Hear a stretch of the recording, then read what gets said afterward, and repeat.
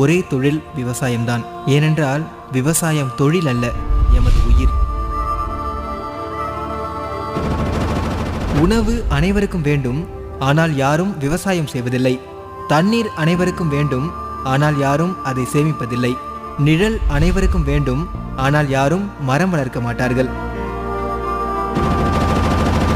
இந்த உலகம் ஒரு நாள் நிச்சயமாக இவர்களை தேடும்.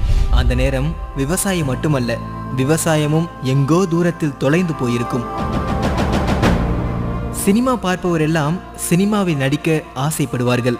ஆனால் சோறு சாப்பிடும் நாமெல்லாம் விவசாயம் செய்ய ஆசைப்படுவதில்லை.